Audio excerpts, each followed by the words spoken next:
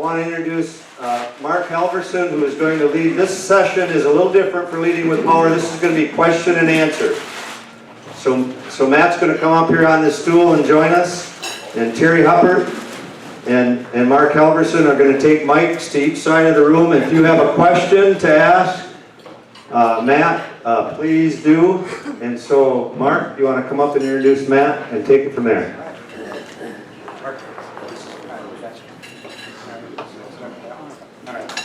All right, well, good afternoon. Wow, 200 plus guys in here. You know, although I did get a little nervous when Keith said that his boss of 30 years was here, I was like, wow, his wife is here. So anyway.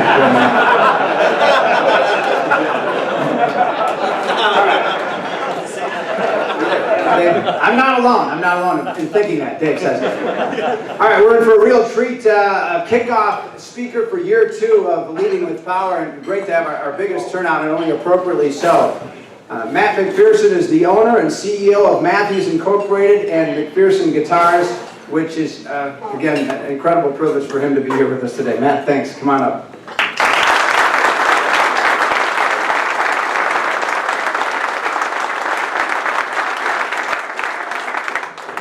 Well, some of you have heard, and again, I'm just going to ask a couple of kickoff questions, and then we're going to come and find you with your questions. But some have heard some of the interview we did with Matt on the radio. We heard it a couple weeks ago, and we aired some of it. And I know Tom Arnberg sent some of the links out.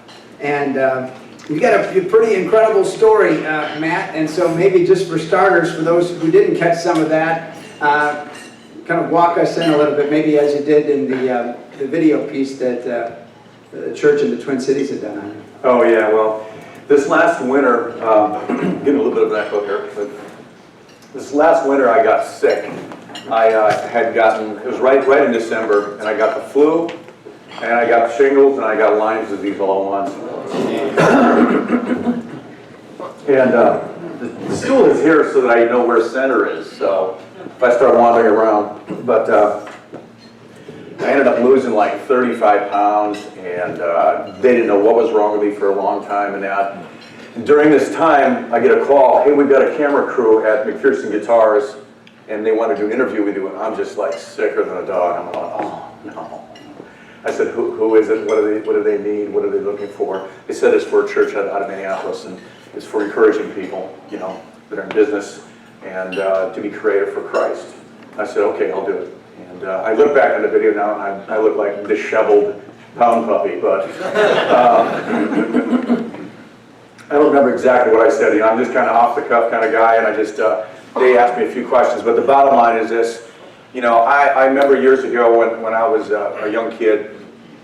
I was probably at the time about 19, and our family used to travel and do music, and my dad and mom stopped kind of traveling, and so this is a time when they weren't doing any concerts anymore.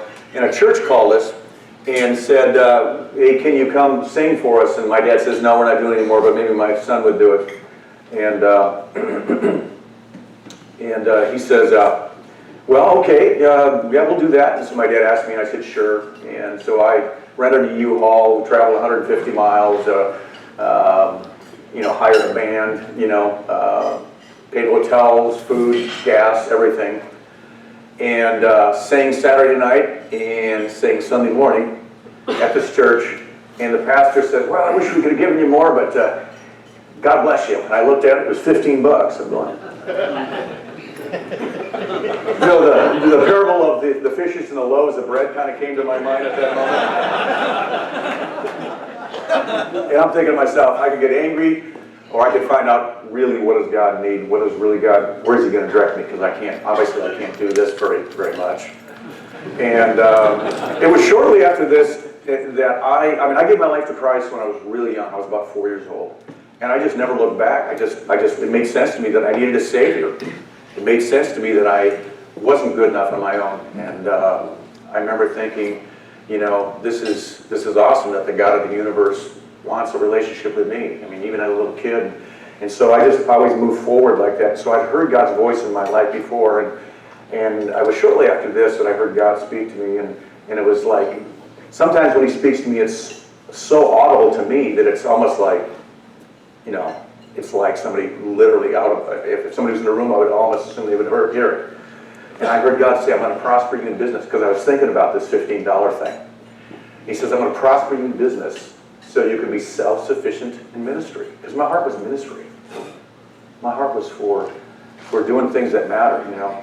I'm an engineer, you know, and what do engineers do? We take things to the extreme. If we're designing something, we take it to the extreme. If I'm looking at designing an airplane, which I don't do that, but if I could have easily gotten into aerospace and all that kind of stuff. If I was designing an airplane, and nowadays they want them to be more efficient, and you know, they want all the benefits of high efficiency yet comfort and all that kind of stuff. I can make a plane that was very efficient and very light, but if I haven't done my testing properly, maybe the wings fall off on flight number 897. You know, if that's the case, that's a problem, right? So as engineers, we have to take things to the extreme. We have to take it, you know, all the way out as far as we can possibly imagine. That helps me, the way I function, the way I think about life, you know, think about things. That's how I also think about life. You know, I only have so many years. Bible says we're going to live forever. So I say to myself, forever, let's see, let's measure forever. Let's try. You can't. If a grain of sand is a lifetime, 100 years, right? Then all the rest of the grains of sand is eternity. It actually is only a dot on the beginning of the timeline of eternity, really. All the other grains of sand representing 100 years. So I realized that, you know what, it's important to know what's important, you know. Like I joke around a lot. I'm working on a parachute that opens on impact. We got a few problems. You know, we're working them out. We're working with the airbag industry, but we still got problems. But the reality is this: you got to know what is the most important thing to know. As funny as that sounds, think about that. And to me, it's like, man, is there a God? And if there is a God, what does He expect from me? And so very early on, I just gave my life to Christ, and I just decided I'm going to walk that path. Well, after probably about 5 years after God spoke to me and said, you know, that $15 was kind of to give you an idea that that's not the direction you need to take, that I'm going to prosper in business. I was married by this time, and I was walking around in the house, and I heard His voice again. And He said, I know every answer to every problem in the world. I'm like, and again, the hair to the back of my neck stood up. I mean, it was just like that. I mean, when God speaks to me like that, I mean, it's like a holy moment. And I'm like, well, you're God. You do know that. And He said, if men would only ask me, I'd give them those answers. I'm like, of course. So the Bible even says. That even sounds biblical, right? And so I got on my knees and said, God, I've always sensed that my desires are for ministry, but I know that I'm not supposed to be an evangelist. I know that I'm not supposed to be, like go out and just do, you know, that kind of stuff. That it's going to be different, that it's going to be through business and that. And that's kind of what You promised me. And I've been building bows for myself since 1970, compound bows since 1970. And had made novel bows and that. And I just said, God, I'm sensing that I'm supposed to get into archery. And so I just got on my knees and I was literally in tears. I said, God, You know how to make better bows. You just told me that You know all the answers to all the problems.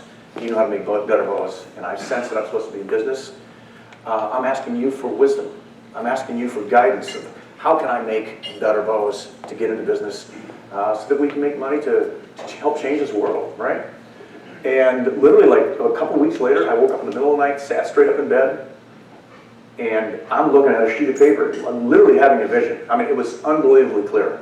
It looked like a sheet of paper that was ripped out of a spiral notebook. That's what I thought was funny. God, spiral notebook? I could see all the lines and the holes in it, and then the tears in a little spiral. Thought, man, he's got a sense of humor, right? And there's this crude drawing of this new type of bow. I'm like going, I have never thought of that. And my wife wakes up, she says, what are you doing? I said, honey, I'm literally either dreaming and I think I have a great idea, and I'm going to wake up and I'm going to realize what a dumb idea this was, or I'm literally having a vision and this makes sense. I'm going to get up and draw this down. Any of you ever had an idea in your dream where you're going, this is fantastic? And then you wake up and you go, wow, what a dumb idea that was. Anybody done that? You know what I'm talking about then, right? It's you know, in your dream you're going, yeah, this is going to be fantastic. And you wake up and you go, there's no way, this is a dumb idea.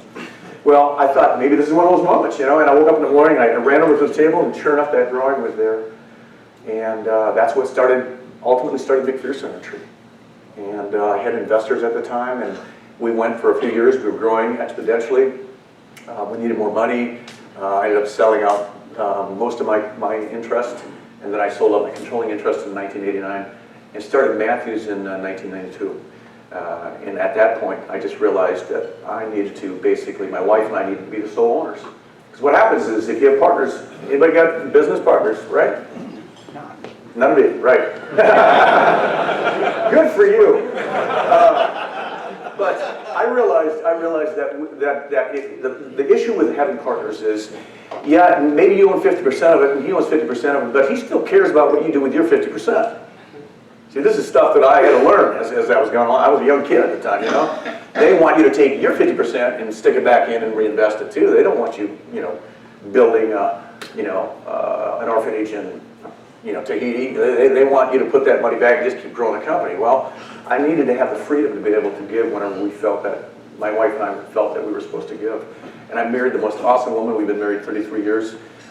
She has the same heart that I do, and she loves giving. She just loves being a part of this, and she's very ministry-minded.